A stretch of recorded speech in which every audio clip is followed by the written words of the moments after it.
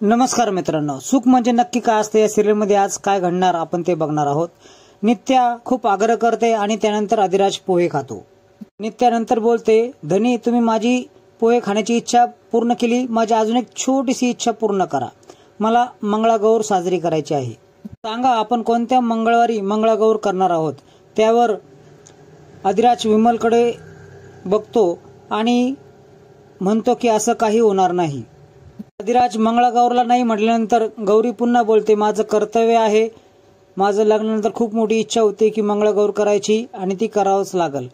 त्यानंतर नित्या बोलते की जोपर्यंत तुम्ही परवानगी देत नाही तोपर्यंत मी अन्न ग्रहण करणार नाही।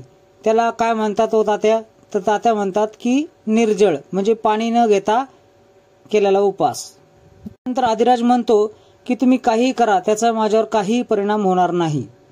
नित्या बोलते की असं कसं, तू पोहे खाऊस तर मी इथेच उभे आहे आणि मी माझा हट्ट पूर्ण केल्याशिवाय अन्न ग्रहण करणार नाही, हे तर माहीतच आहे ना तुला। अशीच रात्र होते आणि तात्याला पाहुणे विचारते की ही काय तिचा हट्ट सोडणार नाही।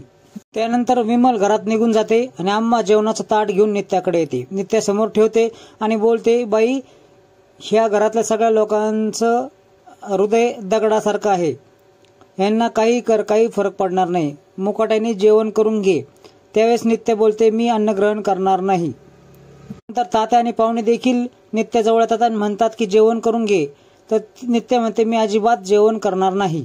त्यावेळेस तात्याला नित्या बोलते की खरंच मी अन्न ग्रहण करणार नाहीये आणि खोटं बोलून मला काय पुण्य मिळणार आहे, अधिराज नक्की मंगळागौरला परमिशन देईल असे बोलते आणि हात जोडते।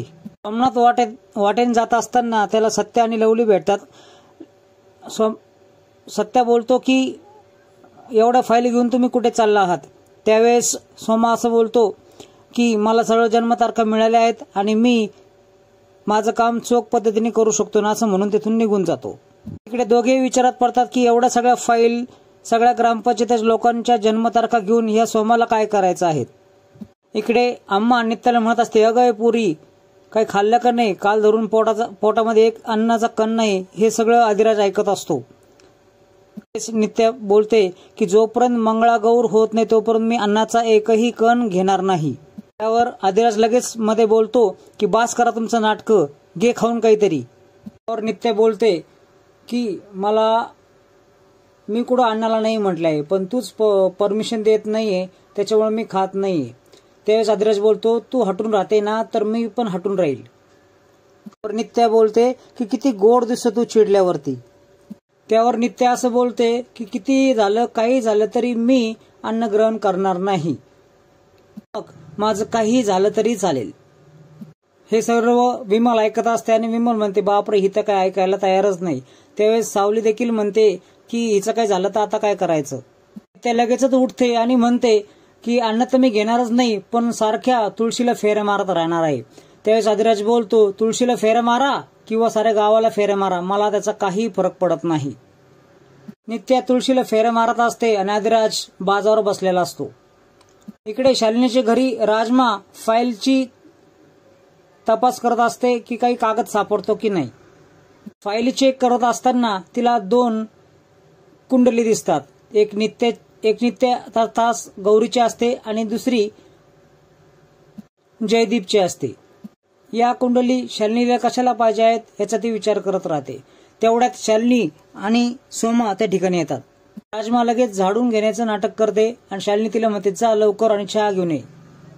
शालिनी सोमाला बोलते की या सगळ्या तारखा गुरुजी आणि आश्रयला दाखव, तो शोधून काढेल की मृग शीर्ष नक्षत्रातला व्यक्ती कोण आहे या गावामध्ये।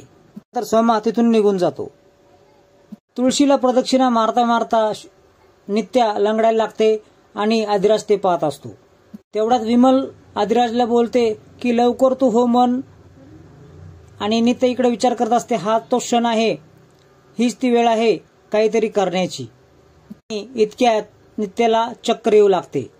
अम्मा हे सर्व बघत असते। त्यावेळेस अम्मा बोलते की अगं तुला तर चक्कर येतेय आणि ती कोसळणार। तेवढ्यात अधिराज तिला पकडतो। तेवढ्यात अम्मा पाणी घेऊन येते, पण नित्या पाणी पित नाही.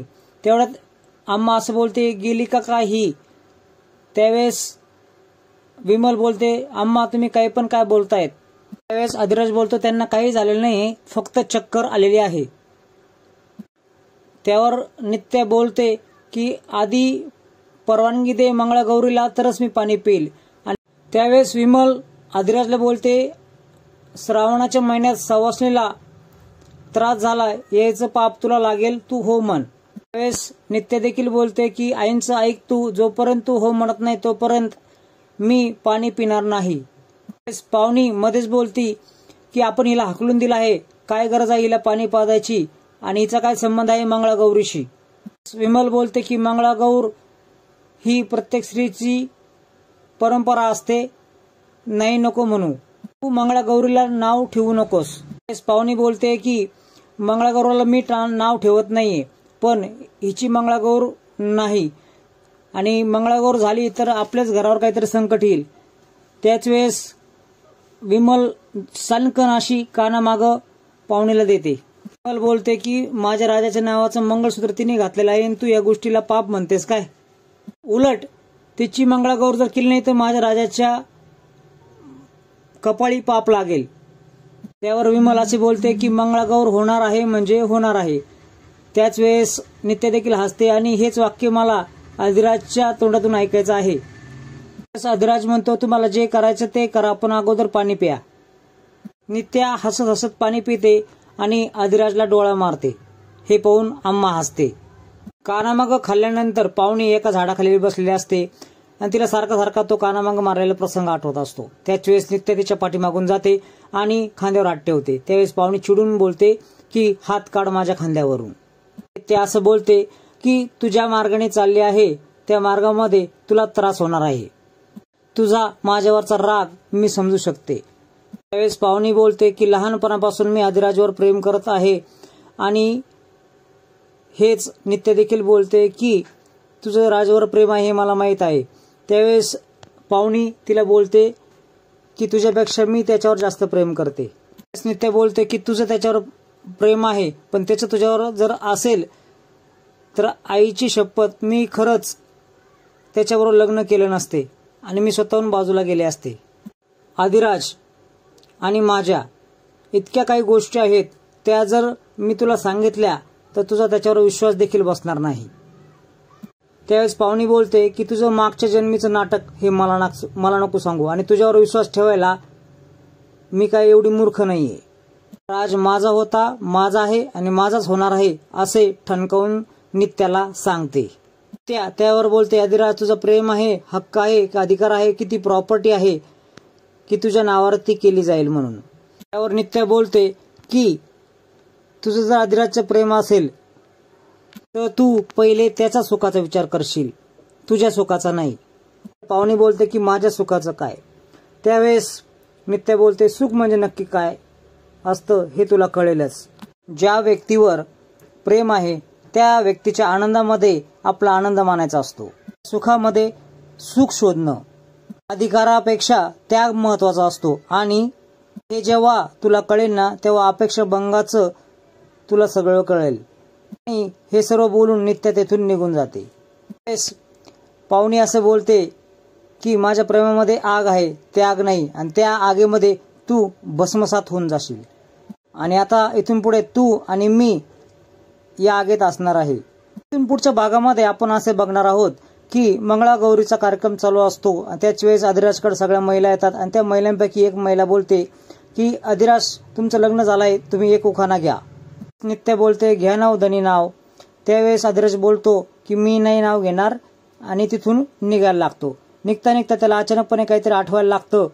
त्याला मागच्या जन्मीची अचानकपणे आठवण होते आणि जयदीपनी गौरीसाठी जे नाव घेतलं ते नाव त्याला अचानक आठवतं. नंतर तो मागे फिरतो आणि नित्याच्या समोर जातो. त्याच्या डोक्यामध्ये गौरी माझी बायको हा स्वर सारखा सारखा ऐकू येत असतो. त्याच वेळेस तो नाव घेतो, मागच्या जन्माने साथ घातली आहे तुझ्या माझ्या नात्याला, गौरीचे नाव घेतो मंगळागौरीच्या सणाला. यावेळेस सावरी लगेच मध्ये बोलती, दाद्या नाव घेणं चुकलं तुझं. तर नित्य मॅडम लगेच बोलतात, बरोबर आहे, खरं नाव घेतलं आहे त्यांनी. तर मित्रांनो, असेच नवनवीन अपडेट्स बघण्यासाठी चॅनल सबस्क्राईब करा, बेल आयकॉन दाबा. व्हिडिओ पाहिल्याबद्दल धन्यवाद.